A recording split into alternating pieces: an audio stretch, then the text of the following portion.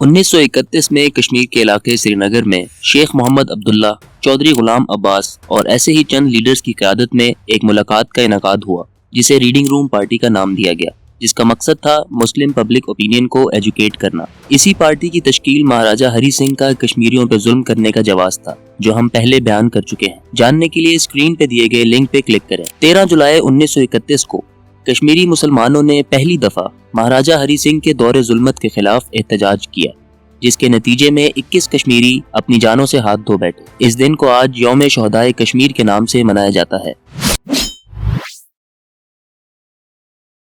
نومبر 1931 میں مہاراجہ کی جارحیت اور ظلم و ستم کے خلاف All Jammu and Kashmir Muslim Conference کی بڑھتی سیاسی سرگرمیوں نے برٹش انڈیا کو ایکشن لینے پر مجبور کر دیا۔ مارچ 1932 میں پولیٹیکل ڈپارٹمنٹ آف انڈیا کی طرف سے سر برٹرینڈ جیمز گلانسی کی قیادت میں ایک کمیشن مقرر کرنے کے احکامات جاری کیے گئے، جس کو نام دیا گلانسی کمیشن کا۔ اس کمیشن کی رپورٹ کے تحت جموں اور کشمیر میں 75 ممبرز پر مشتمل ایک لیجسلیٹو اسمبلی یعنی پراجا سبھا بنائی جانی تھی، جس میں 33 الیکٹڈ سیٹس اور 42 مہاراجہ کے نامزدوں کی سیٹس شامل تھیں۔ الیکٹڈ سیٹس میں 21 مسلمانوں کی، 10 ہندوؤں کی اور 2 سکھوں کی سیٹس شامل تھیں۔ 1935 میں گلانسی کمیشن کی ریکمنڈیشنز پر جنرل الیکشنز کا انعقاد ہوا، جس میں Sheikh Abdullah All Jammu and Kashmir Muslim Conference کے لیڈر بنے۔ 1939 میں شیخ عبداللہ نے انڈین نیشنل کانگریس سے متاثر ہو کر مسلم کانفرنس سے علیحدگی کا اعلان کیا اور ایک سیپریٹ پارٹی تشکیل دی، جسے All Jammu and Kashmir National Conference کا نام دیا۔ نتیجتاً مسلم کانفرنس کی قیادت سنبھالی چودھری غلام عباس نے۔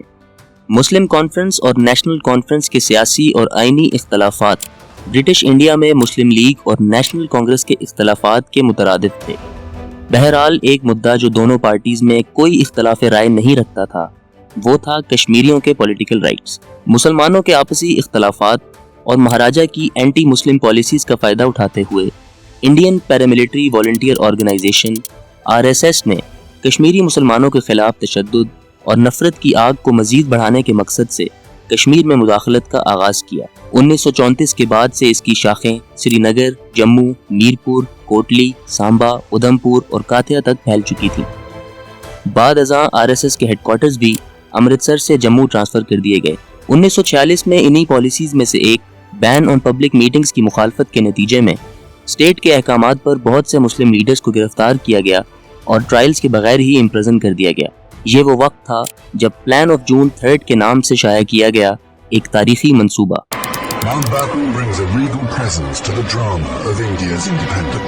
بر صغیر میں مسلم لیگ اور کانگریس کی برٹش گورنمنٹ سے آزادی کی انت تک کوششیں viceroy of India Mountbatten کے لیے ایک کٹھن سفر بنتا جا رہا تھا، جس کی بنا پر جون 3 1947 کو انہوں نے بر صغیر کی پاکستان اور ہندوستان میں تقسیم کا اعلان کیا۔ اس منصوبے کے تحت مسلم لیگ اور انڈین نیشنل کانگریس کی نمائندگی میں باؤنڈری کمیشنز کی تشکیل تھی، جن کے زیر قیادت پنجاب اور بنگال کی فائنل باؤنڈریز کا تعین کیا جانا تھا، جنہوں نے مستقبل میں 2 آزاد ریاستوں یعنی پاکستان اور ہندوستان کی شکل اختیار کرنی تھی، اور دونوں ریاستوں میں اقتدار کی منتقلی کی تاریخ رکھی 15 اگست 1947۔ اس کے ساتھ ساتھ کشمیر کی 562 پرنسلی اسٹیٹس کو تسلیم پاکستان یا ہندوستان یا پھر بحیثیت آزاد ریاست ایگزسٹ کرنے کی آزادی کا موقع دیا گیا۔ تسلیم پاکستان یا بھارت علاقائی تسلط، مذہبی ترتیب، معیشت، معاشرتی وابستگی اور ان سب سے بڑھ کر اسٹیٹ کے لوگوں کی رضامندی پر منحصر تھی۔ ریاست کشمیر کی جغرافیائی مطابقت اور برٹش انڈیا کے ساتھ اکنامک اور ایڈمنسٹریٹو روابط اس علاقے کے ساتھ تھے جو پاکستان بننے والا تھا۔ تمام زمینی راستے، اکلوتی ریلوے لائن اور تمام ٹیلی گراف لائنز اسے پاکستان کے ساتھ منسلک کرتی تھیں۔ معاشی لحاظ سے ضروریات زندگی کی تمام اشیاء جیسے چینی، نمک، پیٹرول وغیرہ پاکستان کے ذریعے آتا تھا۔ ایکسپورٹ کیے جانے والا تمام سامان جیسے فروٹ اور ٹمبر جہلم ریور کے ذریعے ہوتا تھا، جو پاکستان کا حصہ تھی۔ ریاست کی غالب مسلم اکثریت پاکستان کے ساتھ الحاق کے لیے دباؤ ڈال رہی تھی۔ پلان آف جون 3 کے تحت جہاں ریاست کشمیر کی طرف سے ممکنہ تسلیم پاکستان مہاراجہ کے دور حکومت کی برطرفی تھی، وہیں ہندوستان اس بات سے بخوبی واقف تھا کہ اس کے نتیجے میں بھارت ریاست کشمیر کے ساتھ مشترکہ سرحد سے محروم رہ جائے گا۔ کانگریس کے سر پر منڈلاتے اس خطرے اور کشمیریوں پر برطرفی اقتدار کے ڈر نے جنم دیا کانگریس اور مہاراجہ کے بیچ خفیہ مذاکرات کا، جس کا اندازہ اس پلان سے بخوبی لگایا جا سکتا ہے۔ اس پلان کے تحت باؤنڈری کمیشن کی قیادت کے لیے جن کو چنا گیا وہ تھے سر سائرل ریڈکلف، اور اسی وجہ سے اس ایوارڈ کو ریڈکلف ایوارڈ کہا جاتا ہے۔ 30 منٹ کا سیشن وہ واحد بریفنگ تھی جو برطانوی حکومت کی طرف سے ریڈکلف کو دی گئی۔ وہ 8 جولائی 1947 کو ہندوستان پہنچے اور صوبوں کو تقسیم کرنے کا پیچیدہ کام پورا کرنے کے لیے انہیں صرف 5 ہفتوں کا وقت دیا گیا، جس پر حیرانی کا اظہار کرتے ہوئے وہ جاننا چاہتے تھے کہ کیا باؤنڈری کمیشنز کا فوری فیصلہ دیگر تمام پہلوؤں سے زیادہ اہم ہے، جس پر وائس رائے کا رد عمل تھا کہ حتمی فیصلے کی تاریخ ہر قیمت پر 15 اگست ہی ہوگی۔ ریڈکلف ایوارڈ کے ایک کلوز نے کانگریس اور مہاراجہ کے بیچ خفیہ مذاکرات کو ایک اہم نتیجے پر پہنچا دیا تھا۔ گرداسپور ڈسٹرکٹ کے اس حصے پٹھان کوٹ میں ہندو میجورٹی تھی، جبکہ ڈسٹرکٹ میں مسلم۔ اصولاً یہ ڈسٹرکٹ انکلوڈنگ پٹھان کوٹ مسلمانوں کے حصے میں آنا چاہیے تھا، لیکن ریڈکلف ایوارڈ کے تحت اس چھوٹے سے علاقے کو ہندوستان کے حوالے کر دیا گیا، جس نے اسے کشمیر کے ساتھ زمینی لحاظ سے منسلک کر دیا۔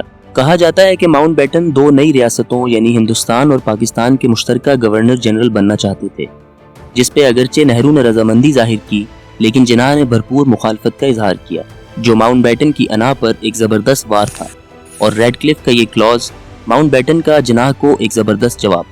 ہندوستان کے بارے میں لا علمی کے باوجود ریڈکلف کو باؤنڈری کمیشنز کا چیئرمین مقرر کر دیا جانا اور اتنے کم عرصے میں رپورٹ پبلش کرنے کی ہدایت بھی اسی بات کی طرف اشارہ کرتا ہے کہ یہ ایوارڈ حقیقتاً ماؤنٹ بیٹن اور کانگریس کی کارستانی تھی جو پس پردہ سرگرم عمل تھی۔ Grave responsibilities lies particularly on the shoulders of Indian leaders. Therefore, we must galvanize and concentrate all our energies to see that the transfer of power is effected in a peaceful and orderly manner. اسی plan کے پس منظر مہاراجہ نے پاکستان کے ساتھ 14 اگست 1947 یعنی partition کے دن ایک سٹینڈ سٹل ایگریمنٹ سائن کیا، جس کے مطابق جب تک کشمیریوں کے بارے میں کوئی اہم فیصلہ نہیں آ جاتا تب تک حکومتی اداروں کی سروسز جیسے ٹیلی گراف اور پوسٹ وغیرہ اور ٹریڈ کے تمام معاملات پاکستانی ٹیریٹری سے ہی کنٹینیو کیے جائیں۔ لیکن یہ ایگریمنٹ بھی وقت حاصل کرنے سے زیادہ کوئی اہمیت نہیں رکھتا تھا۔ اس کی مد میں مہاراجہ نے انڈین لیڈرز کے ساتھ مل کر اس زمینی رابطے کو مضبوط کرنے کے لیے دریائے راوی کے پار ایک بوٹ برج بنوایا، کاتھوا اور جموں کے بیچ روڈ تعمیر کی، پٹھان کوٹ اور جموں کے بیچ روڈ تعمیر کی، اور اس طرح جموں، نوشہرہ اور کوٹلی کے ذریعے پٹھان کوٹ سے سری نگر تک ایک لینڈ روٹ کنسٹرکٹ کر دیا گیا۔ انڈیا اور اسٹیٹ کے بیچ ٹیلی گراف لائن بچھا دی گئی۔ اس کے ساتھ ساتھ ڈوگرا ٹروپس، پولیس اور خاص طور پر RSS کی مدد سے جموں کے مشرقی حصے سے مسلم آبادی کو ختم کرنے کی مہم کا آغاز کیا۔ اس کے علاوہ مشرقی پنجاب میں آزادی کے موقع پر شروع ہونے والے فسادات کی آڑ میں ہزاروں غیر مسلم جموں میں داخل ہوئے اور قتل عام، آتش زنی، لوٹ مار، خواتین کو اغوا کرنے جیسی سرگرمیوں کا ایک بازار گرم کر دیا۔ ظلم و ستم اور بربریت کی آگ نے کشمیری مسلمانوں کی طرف سے آزادی کی جنگ کو جنم دیا، جس کا ایک عارضی اختتام 1949 میں سیز فائر کی صورت میں ہوا۔ اگست 1947 میں رشیا کی سینٹرل ایشیا میں مداخلت اور مسلمانوں اور ڈوگرا کے اندرونی مسائل کے خوف سے برٹشرز نے گلگت کا کنٹرول مہاراجہ کے حوالے کر دیا۔ مہاراجہ نے ان شمالی علاقوں کو ایک سرحدی صوبہ بنانے کی کوشش کی جو شمالی قبائل کے لیے ناقابل قبول تھا۔ ایسی ہی داستانوں کے خلاف کشمیری مقامی قبائل نے گوریلا گروپس کی شکل میں مہاراجہ کے خلاف جس آزادی کی جنگ کا آغاز کیا وہ مہاراجہ سے سنبھل نہ پائی، اور اکتوبر 26، 1947 کو انسٹرومنٹ آف ایکسیشن نامی ڈاکومنٹ کے تحت تقریباً 40 لاکھ کشمیریوں کی قسمت انڈیا کے ہاتھوں میں رکھ دی۔ انسٹرومنٹ آف ایکسیشن کے سائن ہونے کے کچھ ہی گھنٹوں بعد بھارتی فورسز کی کشمیر میں مداخلت، سرحدی علاقوں کی مہاراجہ کے خلاف جدوجہد اور فائنلی مہاراجہ کے اقتدار سے آزادی تاریخ کے مطالعے کے منتظر ہیں۔